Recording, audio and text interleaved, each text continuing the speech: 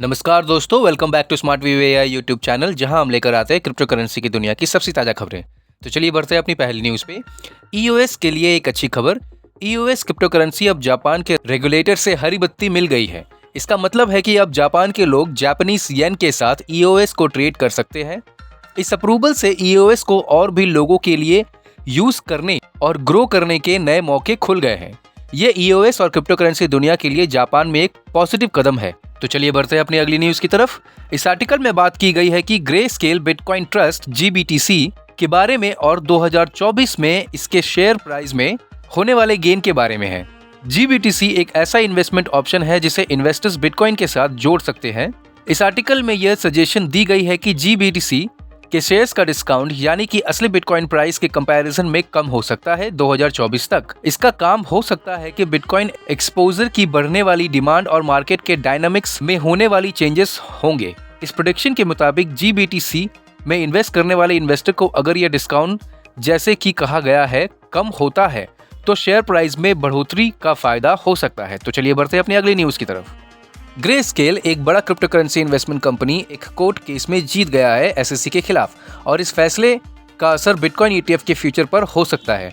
यह कोर्ट के फैसले से लगता है कि ग्रे स्केल अपनी बिटकॉइन ट्रस्ट को ईटीएफ में कन्वर्ट करने के प्लान को आगे बढ़ाने में सक्सेस पा सकता है।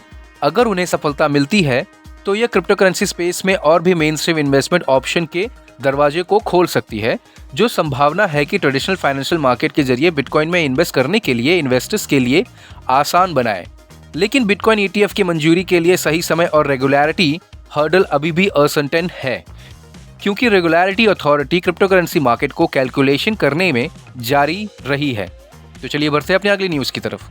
एसईसी ने एनएफटीज को सिक्योरिटी के रूप में क्लासिफाई करने का फैसला लिया है और इसे कम्युनिटी में फीडबैक आने लगा है। इस रिपोर्ट में बताया गया है कि एसईसी का यह कहना एनएफटी कम्युनिटी के अंदर चर्चा पैदा कर दिया है। इस फैसले ने एनएफटी के रेगुलेशन और ट्रेडिंग पर असर पड़ सकता है और उन्हें सिक्योरिटी लॉ के तहत ला सकते हैं। इस आर्टिकल में एनएफटी की लीगल स्टेटस और डिजिटल एसेट लैंडस्केप पर उनका असर होने वाले ऑनगोइंग डेवलपमेंट और डिबेट्स पर जोर दिया गया है। तो चलिए बढ़ते हैं अपनी अगली न्यूज की तरफ। क्रिप्टो करेंसी ट्रेडर्स कैसे तैयारी कर रहे हैं एक आने वाले बुल मार्केट के लिए, तो चलिए उन्हें जानते हैं। सबसे पहला पॉइंट है market analysis. Crypto traders market को अच्छे से समझने में बिजी है। They are looking at old prices, graphs and important news to guess where the market might go. दूसरा पॉइंट है पोर्टफोलियो डाइवर्सिफिकेशन। कुछ ट्रेडर्स अपने इन्वेस्टमेंट को मिक्स कर रहे हैं अलग अलग क्रिप्टो करेंसी में पैसे डाल के। यह उनके रिस्क कम करने में मददगार होता है। अगला है रिस्क मैनेजमेंट। बिना रिस्क के ट्रेडिंग इम्पॉसिबल है। ट्रेडर्स स्टॉप लॉस ऑर्डर और एग्जिट पॉइंट्स सेट करके रिस्क को कंट्रोल कर रहे हैं। अगला है लर्निंग मोड। क्रिप्टो वर्ल्ड में पढ़ाई लगातार चलती रहनी चाहिए। सब न्यूज़ अपडेट का रूल्स तो जानने में बिजी रहते हैं। अगला है टेक्नोलॉजी का इस्तेमाल। ट्रेडिंग बॉट्स और ऑटोमेटिक स्ट्रैटेजीज का यूज अब आम बात हो गया है। इन टूल्स से ट्रेडिंग को आसान बनाया जा सकता है। अगला है होल्डिंग्स। कुछ ट्रेडर्स अपने कॉइन्स को लॉन्ग टर्म के लिए होल्ड करते हैं, मतलब पेशेंस से वेट करते हैं बिग प्रॉफिट के लिए।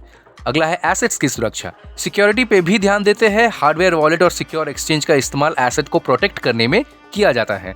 अगला है इमोशनल कंट्रोल। इमोशंस ट्रेडिंग में मुश्किल कर सकता है। अच्छे ट्रेडर्स कंट्रोल में रहते हैं और हंसते हंसते डिसीजन लेते हैं, तो इसे भी सीखना बहुत जरूरी है। अगला है न्यूज और इवेंट का ध्यान रखना। ट्रेडर्स मार्केट को इन्फ्लुएंस करने वाले न्यूज और इवेंट्स पे नजर रखते हैं, जैसे कि गवर्नमेंट के रूल्स और बिग पार्टनरशिप। तो क्रिप्टो ट्रेडर्स एक बुल रन की उम्मीद में है और ये स्ट्रैटेजीज उनको मददगार साबित हो सकती है। समझने में आसान है, बस ध्यान से और स्मार्टली ट्रेडिंग करना चाहिए। तो चलिए बढ़ते हैं अपनी अगली न्यूज की तरफ। साउथ कोरिया में एक क्रिप्टो करेंसी स्कैंडल के दौरान फंसने के लॉ मेकर्स को निकालने की मांग को नेशनल असेंबली की एथिक्स कमेटी ने खारिज कर दिया।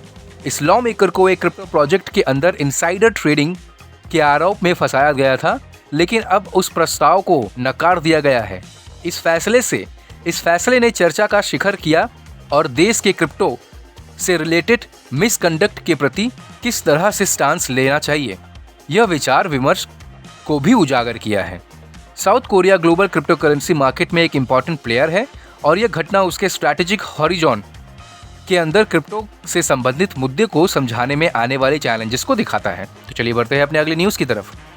गूगल क्लाउड ने एक बड़ा अनाउंसमेंट किया है। अब वो एल सल्वाडोर के साथ मिले हैं डिजिटल रेवोल्यूशन के लिए, मतलब एल साल्वाडोर के इंफ्रास्ट्रक्चर को मॉडर्न बनाने में गूगल क्लाउड अपनी हेल्प कर रहा है। इससे कंट्री के डिफरेंट सेक्टर को अपग्रेड करके गूगल की टेक्नोलॉजी से फायदा उठाया जाएगा। यह स्टेप एल साल्वाडोर के डिजिटल स्ट्रेंथ को बूस्ट करने और इकोनॉमी को बढ़ाने में मदद करेगा। चलिए बढ़ते हैं अपनी आखिरी न्यूज की तरफ। यूएस SEC ने सिर्फ 6 दिनों में 7 बिटकॉइन ETF के बारे में फैसले लिए हैं। यह फैसले क्रिप्टो करेंसी में इन्वेस्टमेंट करने के लिए एक आसान और रेगुलेटेड तरीका प्रोवाइड करता है। SEC के फैसले क्रिप्टो करेंसी मार्केट और ट्रेडिशनल फाइनेंस सिस्टम में घर मिलाने के लिए एक बड़ा कदम है और ये हमारे लिए खुशी का बात है। तो इतना ही आज के न्यूज़ में दोस्तों। अगर आपको ये न्यूज़ पसंद आई तो लाइक शेयर सब्सक्राइब जरूर करें। हमारे टेलीग्राम चैनल का लिंक डिस्क्रिप्शन पे दिया गया है, उस पर क्लिक करके हमारे टेलीग्राम चैनल से जुड़े। मिलते हैं अगले वीडियो में, तब तक के लिए happy trading and happy investing.